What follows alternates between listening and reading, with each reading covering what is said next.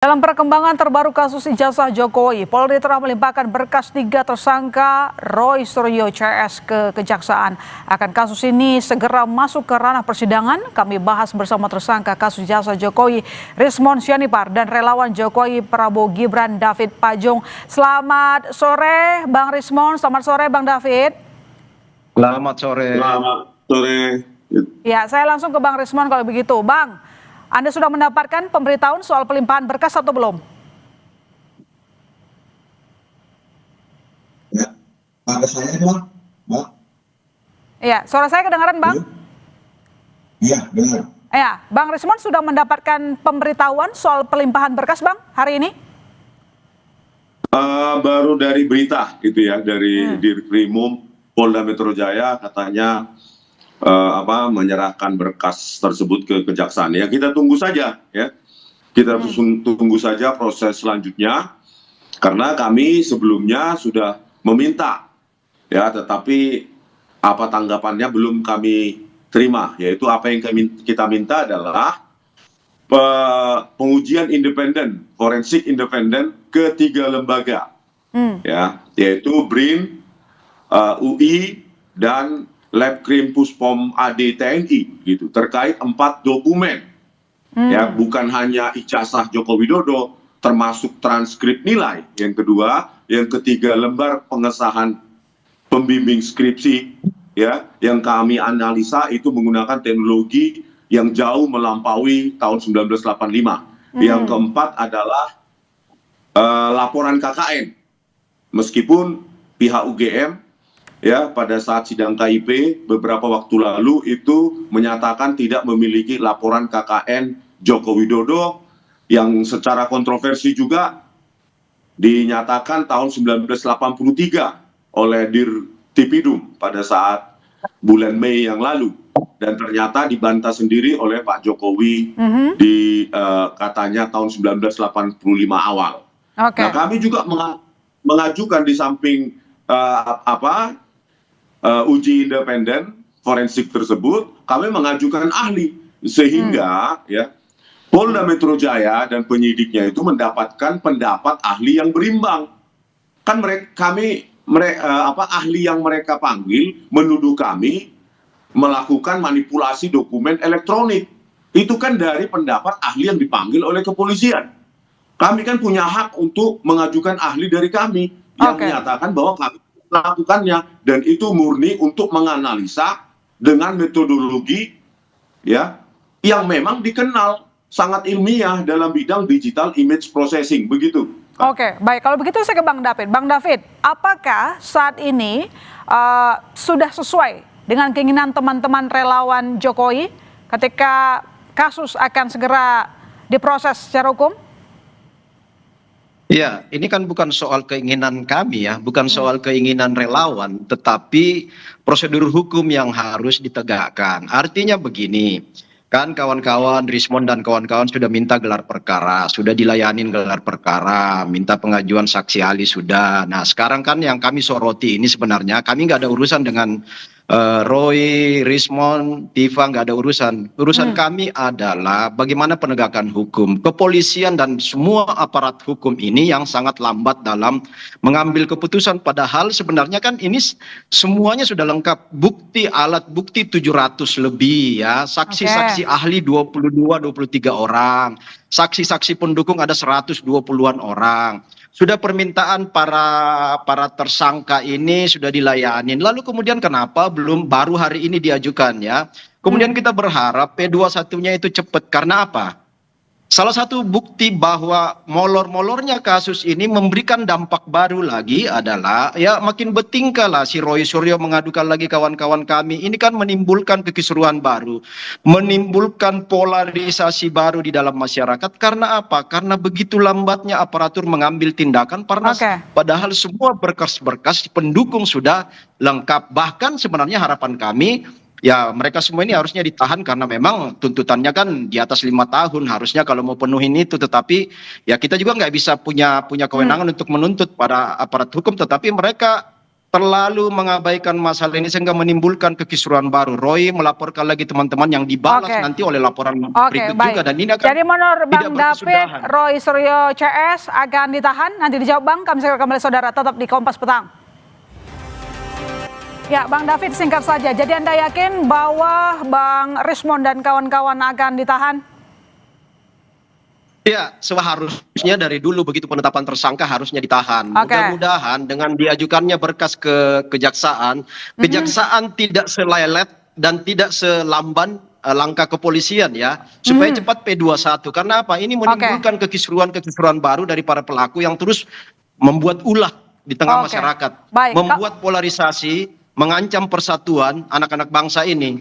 Kami berharap kejaksaan lebih cepatlah supaya P21 kan ini juga membuat keadilan bagi saudara Rismond, Roy dan Tipa. Kalau mereka nggak bersalah, tetapkan nggak bersalah. Kalau mereka bersalah, cepat keputusan ini supaya jangan membuat kekisruan. Baik, kalau Bang Rismond bagaimana? Anda yakin bisa memenangkan kasus ini? Sudah berlarut, Bang? Ini perkataannya Bang David ini tolong diatur dikit ya. Siapa yang mengatakan kami menimbulkan kekisruhan, perpecahan? Loh, si Roy itu. Loh, ya? Si Roy itu menimbulkan kekisruan baru. Anda mengatakan Roy, Rismond, dan Tipa. Loh, ya, kapan kami melakukan kekisruhan?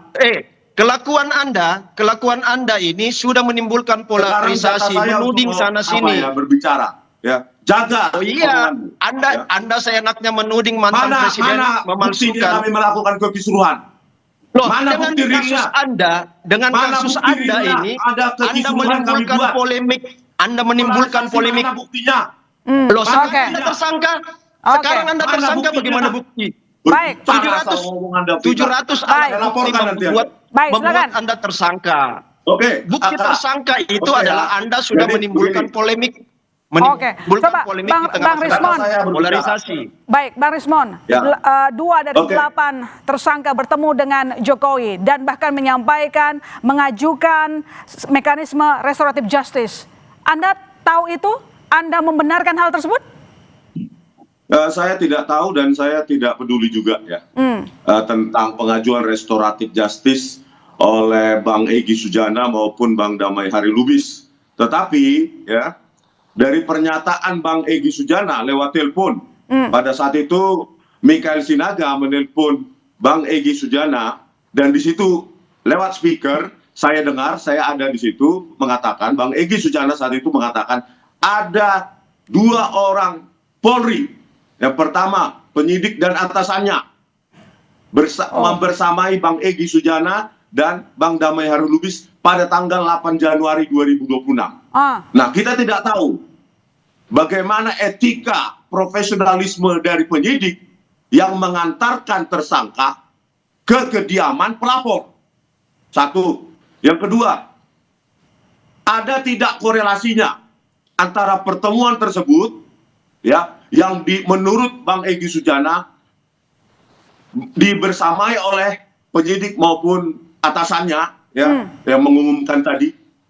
Nah, apakah ada hubungannya itu ya, perintah Jokowi pada saat pertemuan itu dengan pengajuan berkas kami ke kejaksaan? Itu perlu diklarifikasi baik oleh Polda Metro Jaya maupun oleh Bang Egy Sujana. Ini harus secepatnya. Karena bagaimana etika dan profesionalisme penyidik mengantarkan itu? Harusnya jika ada pengajuan restoratif justice, hal tersebut dilakukan di Polda Metro Jaya. Baik, Bang David, itu kata Bang Rismond. Ada penyidik yang ikut ke kediaman Jokowi. Pertama, itu kan baru informasi. Yang kedua, kalaupun bukan, ini bukan. kalaupun itu itu lewat telepon, kalaupun itu terjadi, informasi itu bukan informasi sembarangan itu. Ya, teman saya yang mendampingi Egy Sujana, kawan saya 2 dari Rejo relawan Jokowi, 2 orang, Mas Rahmat sama Darmijal mendampingi langsung loh. Itu kawan dekat kami lah. Nah gini, saya mau bilang gini Mas Rismond ya, seandainya pun penyidik mendampingi, nggak ada yang salah. Karena pertama, dalam konteks ini bagian dari proses kasus. RJ itu harus ada saksi, harus ada bukti, harus ada mediator. Mungkin saja mereka menempatkan diri sebagai mediator kalau si Egy dan Damai Lubis mau melakukan RJ perdamaian dengan meminta maaf. Jadi ada orang yang di tengah-tengah, yaitu penyidik, untuk menyaksikan dan membuktikan bahwa ada perdamaian. Dan memang kemarin ada permintaan maaf menurut teman kami yang mendampingi Egy dan Damai Lubis. Itu clear, mereka minta maaf dan ada doa. Minta maaf doa ya, minta maaf ke Jokowi. Egy dan Damai minta maaf katanya Bang Rismon. Kalau dari versi informan Anda, minta maaf atau enggak? Informasi dari kawan kami yang mendampingi ya. Baik, itu versi rekan dari Bang David. Silakan, Bang Rismon, dari singkat. telepon tersebut, dari telepon tersebut, Bang Egy Sujana membantah, menyangkal ada permintaan maaf secara eksplisit kepada Joko Widodo. Itu menurutnya. Ya, ada yang menyaksikan melihat ada permintaan. Yang silakan Bang Rismon. Melihat ada permintaan. Bisa nggak saya bicara dulu? Silakan Bang Rismon. Ya, jadi dari telepon tersebut ada pernyataan yang keluar, di samping ada polisi aktif, penyidik dan atasannya. Yang kedua, tidak ada permintaan maaf eksplisit dari Bang Egy Sujana. Silahkan, kalau saling membantah, silahkan kalian saling membantah ya, antara Bang Egy Sujana, Polda Metro Jaya maupun relawan Jokowi ya, Pak Rahmat, Muhammad Rahmat dan Darmijang. Silakan itu dibantah. Jadi ngapain ke sana, Bang?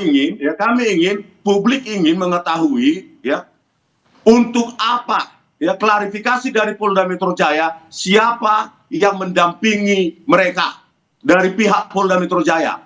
Dari penyidik sebenarnya saya tahu inisialnya 2 orang tersebut ya. Dan tapi biarkan Polda Metro Jaya menjelaskan itu dan apa kepentingannya.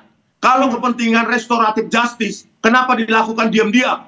Kenapa dilakukan diam-diam, Bang David? Singkat saja, saya mau tutup. Kenapa dilakukan diam-diam, kata Bang Rismon? Nggak ada urusan Rismon Roy Tifa. Ini urusannya Egy Sujana dengan Damai Lubis, 2 orang yang ingin melakukan restoratif justice, meminta maaf. Kenapa Rismon yang kebakaran jenggot? Nggak ada urusan. Mereka mau minta maaf itu artinya mereka jiwa besar. Mereka jiwa besar mengakui kesalahan. Mereka mengakui kesalahan mereka. Baik. Kita tunggu nanti episode berikutnya ya.